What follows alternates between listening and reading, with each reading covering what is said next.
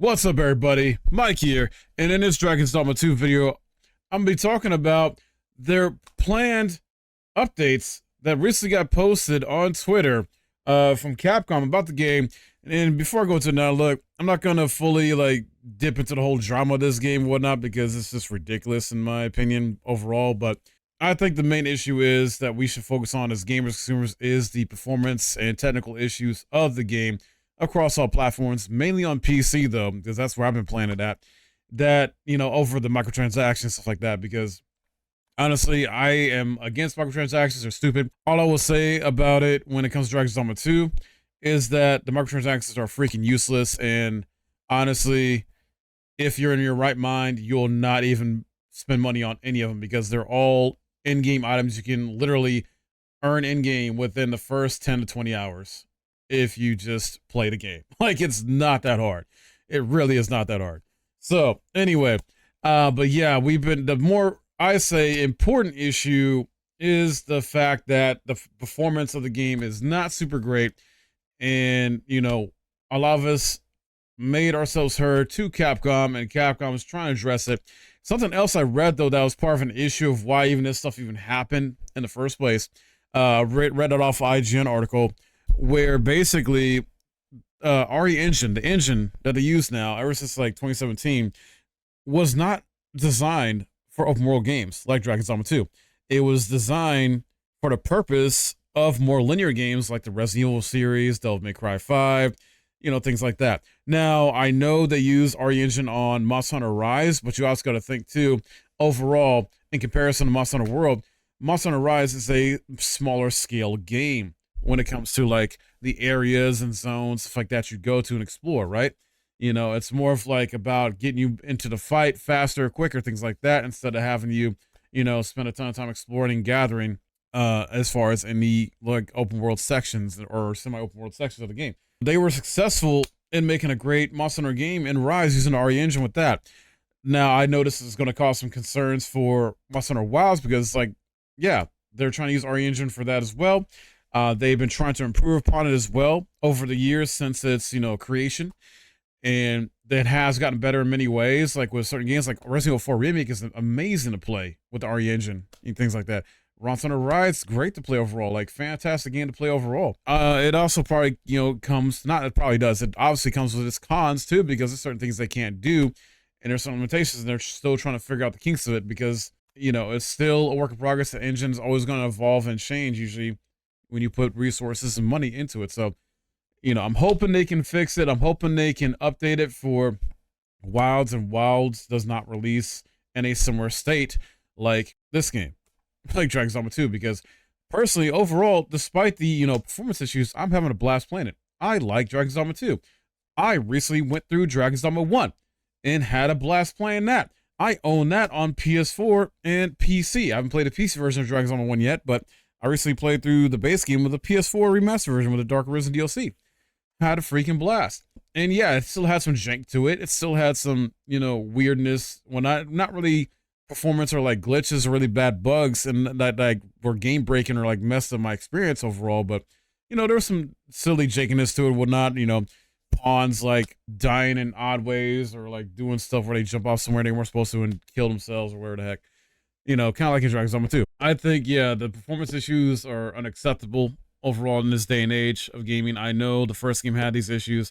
I know that, the first game wasn't, the greatest in terms of a technical powerhouse. At the same time, though, Capcom has been on a roll as of late for the past few years. Street Fighter 6 sold really well, continues to sell well, and perform great overall. Street Fighter 6 is an amazing game. Resident Evil 4 Remake is an amazing game overall. And, the other recent ones too. Some even revere Capcom as being back to being Cap God in a sense. So, and Capcom, for me personally, I love Capcom, but I'm not going to ignore the issues and be so blinded to it that I'm not going to call them out on their shit, because no, it's called tough love. When you actually care about something, care about a company or care about a person or care about a product, when they're not, doing their best when it comes to certain things or doing some weird iffy shit, it's no, you need to let them know. Call them out on their shit, obviously in a mature, constructive way. Don't come at them in a very negative and just not very helpful way at all. Basically, like, with the whole, like, if you want to threaten the devs and this and that, and just cause all this drama. No, there's a right way to go about this and a wrong way. So, and they're trying to address it. I think a lot of us are just trying to let them, like, hey, this is not cool, this is unacceptable. We're not trying to come at them like with malicious intent. At least I think a good amount of us are. I know there's some that are doing that, but no, this is not what this is about, guys. We gotta vote with our wallets too. If you're that upset about stuff like this, vote with your wallet. Don't buy the game. Don't engage with the microtransactions, things like that. Let them know, like, hey, this is not okay. And let them know about this. Send them clips of what's going on in the game for those that do own the game, and like what needs to be fixed and worked on. So I think they're taking some good strides here. So this report comes from IGN. This also has been announced on Twitter as well too. But I want to go into what IGN is reporting on this, what they are talking about. So Dragon's Dogma 2 to get start new game, Art of Metamorphosis item boost, max 30 FPS option, and more in the future patch. So if you don't know, one of the issues with Dragon's Dogma 2 is apparently after you start a game, you cannot start a new game. At least I think it's a PC issue. I'm not too sure if it's on a console issue too, but let me know. But I know on PC apparently you cannot like start a new game. You have to basically just keep going and playing with the current save that or exist. Even though modders have already brute forced it into the PC version where they essentially got a workaround. Elsewhere, Capcom said it will boost the number of Art of Metamorphosis items available at Pawn Guilds to 99. Art of Metamorphosis lets you edit your character and is one of many day one microtransactions Capcom is currently selling for real world money. Like I said, to me, these are useless microtransactions. Don't buy them when you can easily earn them in game. It's not that hard. Meanwhile, Dragon's Dogma 2 on PS5 and Xbox Series X and S will get various graphics and performance options, including a toggle for motion blur and ray tracing. Crucially, Capcom will add the option to switch frame rate to either variable or max 30 FPS. And obviously, me and other players have essentially criticized Dragon's Dogma 2 frame rate, which Capcom has said is linked to the stress put on CPUs by a large number of NPCs. And apparently the motion blur and ray tracing toggle will not improve the game's frame rate significantly, but meaningful improvements are coming further down the line. In a statement by Capcom, they said, to all Dragon's Dogma 2 players, we are planning to release patches including the following updates and fixes in the near future, and we'll release them as soon as they are ready for distribution on each platform. Thank you for your patience and support. And it's wild too, like despite all these issues, despite all the controversy and whatnot, Dragon's Dogma 2 is the biggest launch for a single player Capcom game on Steam.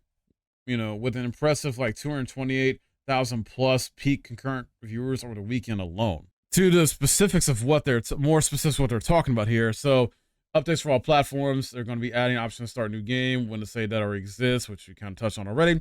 Change the number of Art of Metamorphosis items available to Pawn Guild 99, which we talked about already.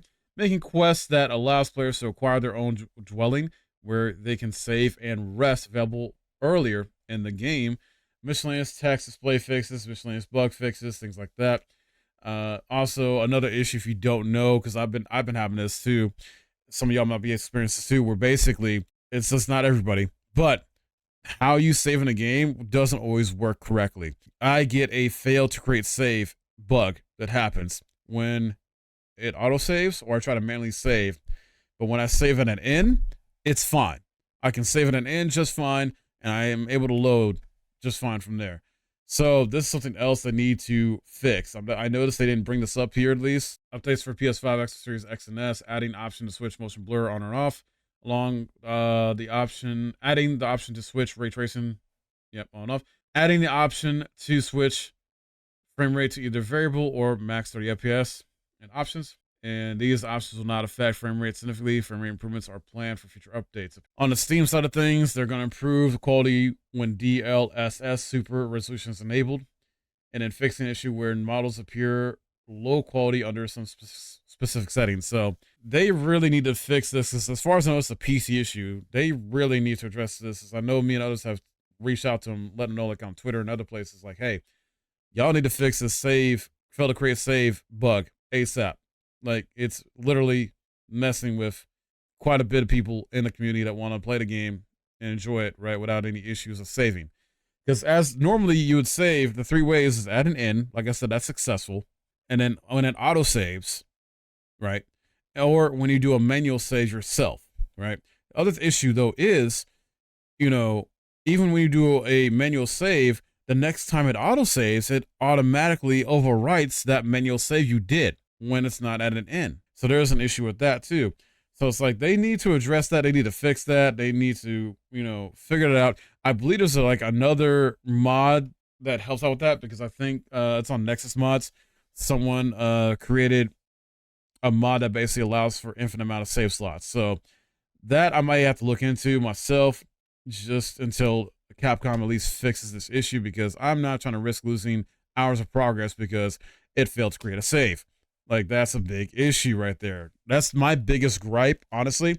I personally can deal with the, you know, it not being locked at 60 if it's only locked at 30 FPS, or I can deal with the whole frame disk more so, because to me, while the performance issues, technical issues are a major issue, for me overall, I care more about gameplay and gameplay mechanics and playability, things like that, right?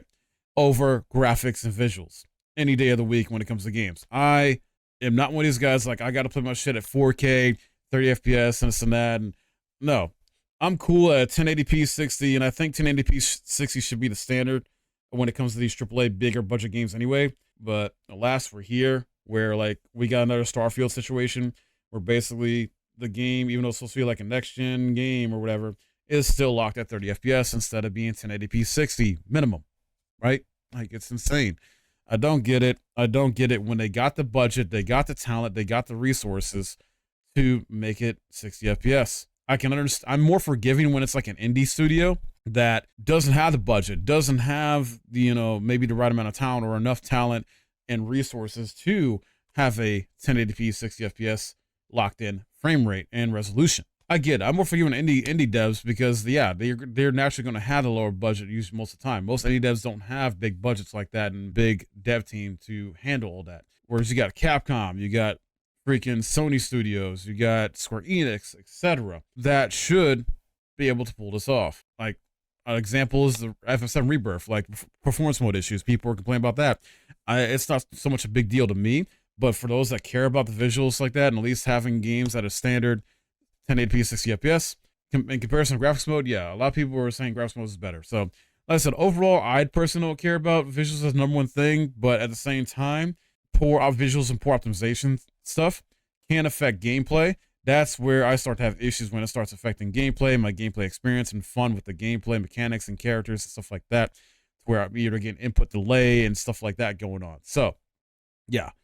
I digress though, but yeah, that's what I want to talk about, guys. So some good news on the horizon for this game. So just have to wait and see when they get these patches updates out. Capcom's usually pretty fast about this, so I'm hoping they can like get it out within like either later this week. Maybe you start getting like a hot fix or something going on later this week, or within 2 weeks, something like that. But yeah, hopefully this works out for the best. And also they need to address this fail to create save issue too, not just, you know, these other issues they've already talked about. But that's going to wrap it up for me. Let me know your thoughts in the comments below. If you did enjoy this video, please give it a like and subscribe if you're new. And I'm pretty sure, you know, a lot of you are probably mad about this game too, but I'm really enjoying it. I like it. You know, I think it's fun to play. Overall, it's a fun game to play. My name's Mike. Thanks for watching.